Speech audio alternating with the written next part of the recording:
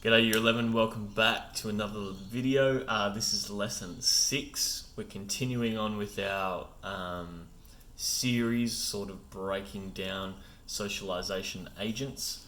What we're going to look at today is media and peers. Okay, so we're going to look at your friends, how they influence you growing up, and we're also going to look at the media. Now the media is quite large, so I've got a really good video explaining a lot of that a bit later, but media, remember, is including things like newspapers, TV shows, music, a lot of cultural sort of things like Instagram and Facebook, those sort of online apps, TikTok, Snapchat, all of that's part of media.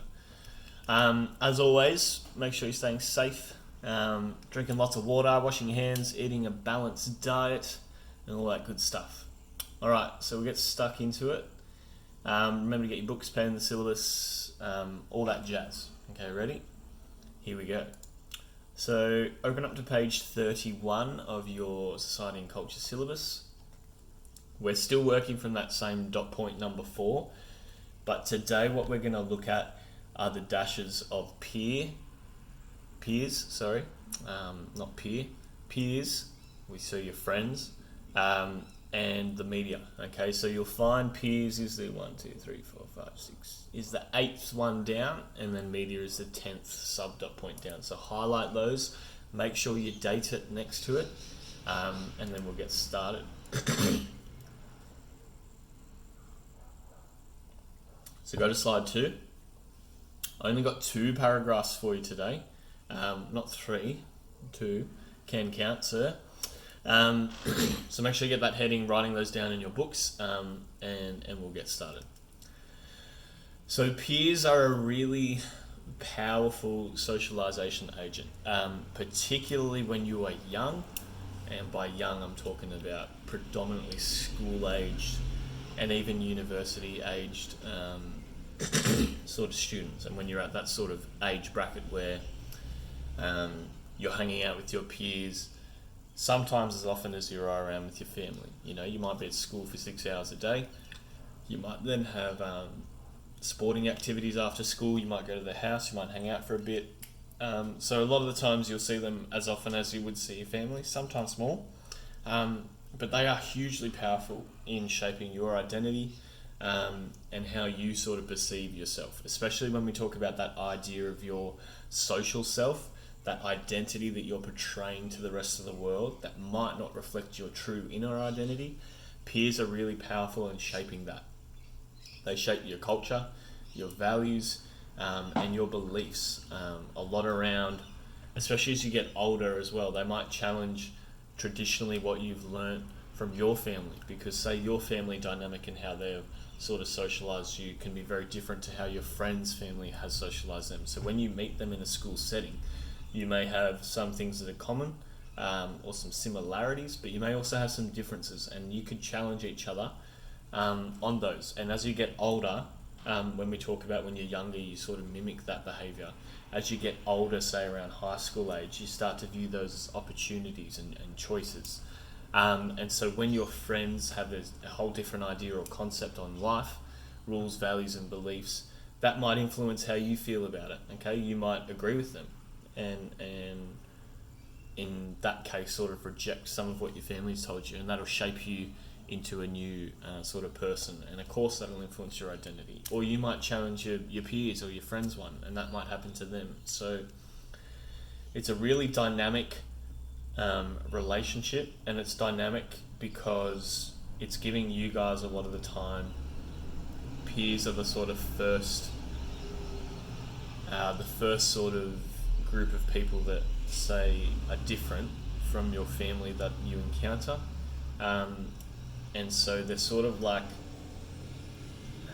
if they're outside of your family, especially when you're younger and they're the first people you're encountered, it's a really sort of dynamic opportunity to explore the social and cultural world outside of that primary socialization agent of family. So they're sort of really, really important. I mean, all socialization agents are, but peers particularly. in sort of some, if we're looking at some real life examples of how your peers can affect your identity and shape your socialization process, again, that process of you becoming a functioning member of society, that can include a lot of common things surrounding culture. Might be music. Your music taste is often shaped and influenced by your peers, what they're sort of listening to. Obviously that's influenced by the media as well. But your style of clothing as well, how you're dressing often reflects your identity. If you associate with certain music bands or something, you might wear those type of band merchandise. If you're associating with a certain kind of indie trend or trying to reflect a social media following or a social media influencer, okay, your friends might adapt that, and that could change your identity because you're trying to fit in and mold with them. Because especially when you're younger and peers and at your age, you have this sort of craving for belonging. So if you could just wear a certain type of clothes and that'll help you slot in, that helps you feel more secure in a period where your life is so turbulent. You know, you're being hit up with puberty, you've got stresses of school, of family. You're almost an adult, but you're not quite there yet. But everyone's treating and expecting you to be like one. So it's really confusing, and peers can be sort of a really grounding socialization agent for you guys, especially at this time in your life.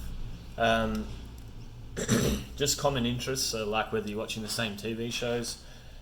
Language is another really important cultural influence that peers have on your identity.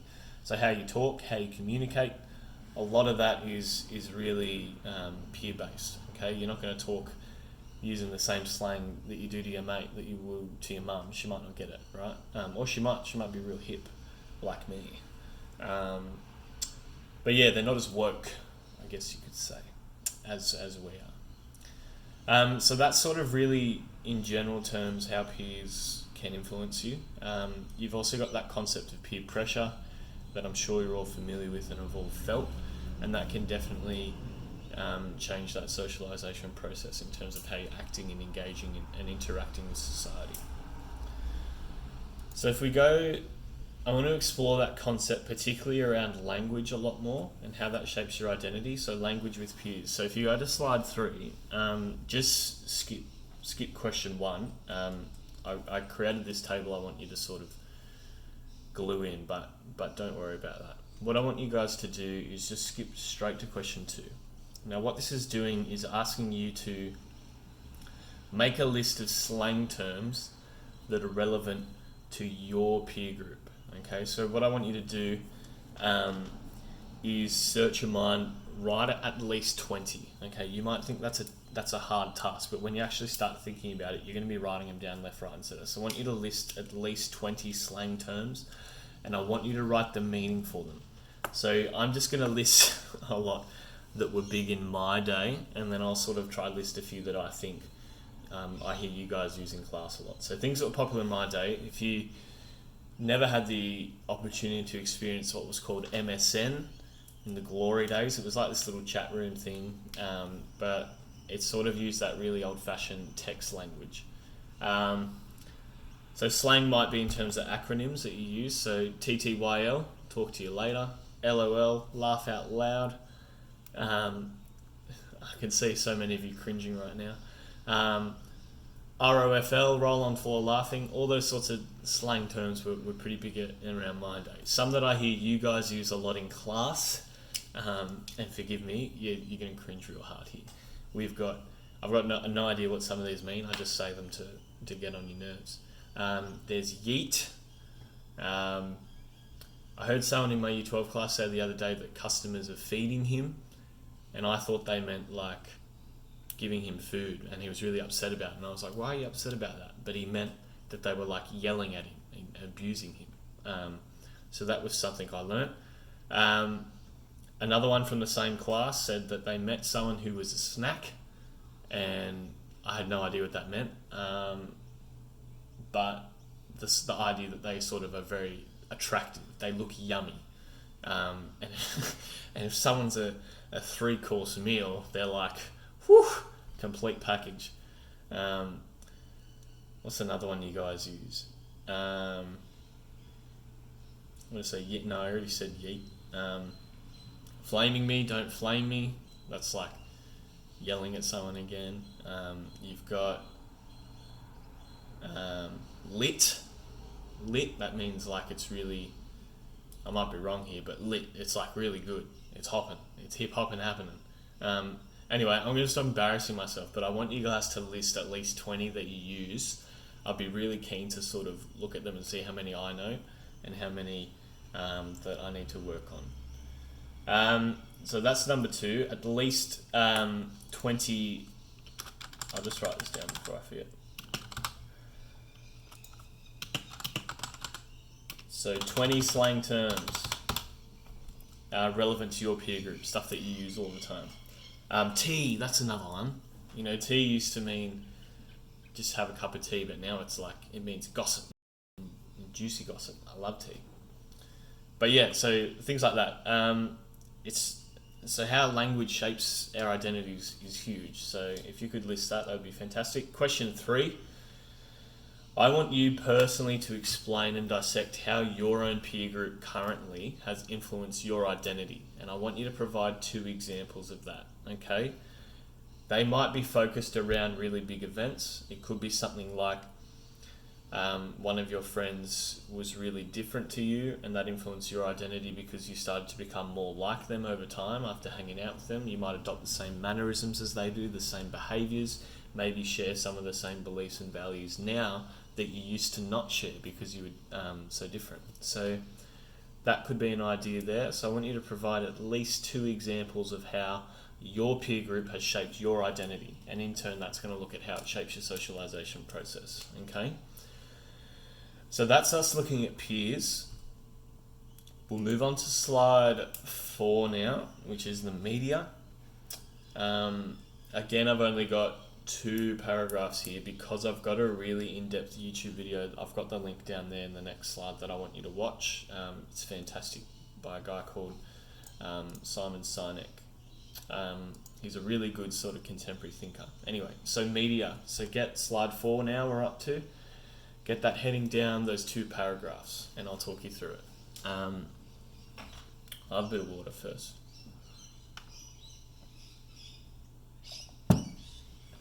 So media. When we're talking about the media at this level, we're talking about it in general. So you might hear me refer to it a lot as mass media. What I mean by mass media is it's all-encompassing. It's including things like TV, movies, music, what have I written here? Social media, movies, even games, the news. So it's really social media apps as well, like Snapchat, TikTok. All of that is part of the globalized sort of term that is the mass media today. It performs, especially today, now with you think about how technology has allowed the process of globalization to really take over in terms of spreading media across the world. Things can go viral in a matter of days. You can upload a video for free on social media. I mean, there's heaps about the COVID-19, people doing some really cool stuff there. Like, I watched one the other day of a Italian guy playing the piano and some other dude across the way was playing the saxophone with him. That went viral, millions and millions of views in just a few days. So it's a hugely powerful socialization agent, especially today, because it can just reach so many people across the globe so quickly. And people engage and interact with that. You know, so many people share it, they'll tag their friends in it, they'll like it. So it definitely has a massive ability to influence our ideas or opinions or attitudes towards things, our perceptions of the world. It can be really educational and very misinformative at some points as well. I think that's important to point out. Not everything you see on Facebook is true. But yeah, it's hugely powerful, especially today, and especially with your age group. I mean, it's still hugely powerful for older people and boomers and things like that, but it's really, because you guys spend on average a lot more time on media, particularly social media, it's almost become like a an extra parent. Like, as sad as that sounds, but a lot of people are engaging with social media a lot more than they are with their family. And if we're sort of, this is why I've paired peers and media as well, because a lot of the time you're on social media, it's engaging with your peers.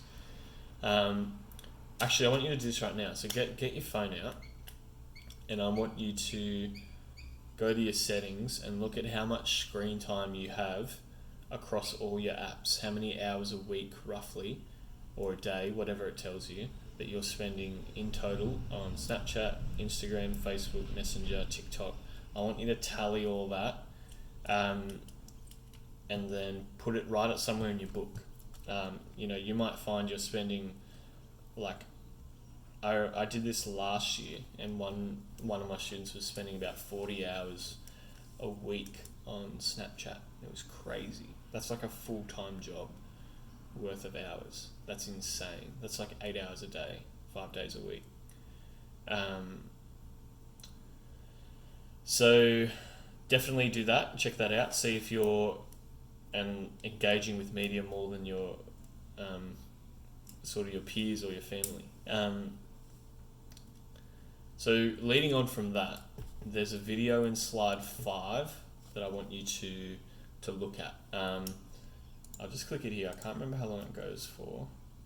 It's about 15 minutes, but it's incredible. Like, it's so worth your time. Definitely watch it, because you have a question about the video, so you can't not watch it. So it's this guy called Simon Sinek, and he's talking about millennials and sort of the challenges they face. So a lot of what he's talking about are concepts like media and the peers and your identity, and how that's shaping your socialization process. How is having unprecedented access to media and technology influencing your impact in society and how you're going to engage with it? It's really quite fascinating. So the question I want you to answer at the end of this is, what is he saying about your socialization process? Do you agree or disagree? Now, I want you to do that in at least 4 sentences, because it gives you quite a lot of information, and I really want you guys to engage with it. It is a really great video. Every class I show this to, it sort of changes their outlook on technology, media, and peers, and how they engage with it. It'll either challenge you or comfort you. So definitely give that a watch. After you've done that, you've got a summary task on slide 6. And the question is, does the media dictate to society, or does society dictate what is shown on the media? Or do you think it's both? So definitely do that summary task. When I'm saying dictate, I'm thinking, do they have power and control and authority over what happens? So does the media have power, control, and authority over the message they send to society, or is it us or is it society, that's dictating what is shown to the media? Okay, so give that a go. As always, put that all down in your book, send me a photo and upload it to Classroom, and we'll be sweet. Should be an interesting one. Definitely make sure you watch that video. It's really, really good. Alright, that's it for me. That was lesson 6 on personal and social identity. We looked at media and peers in some detail. If you have any questions, flick me an email. You should all have that by now. If you don't, check out Google Classroom. It's on there. Alright, that's it from me. So thanks again for watching. Have a good week. Peace.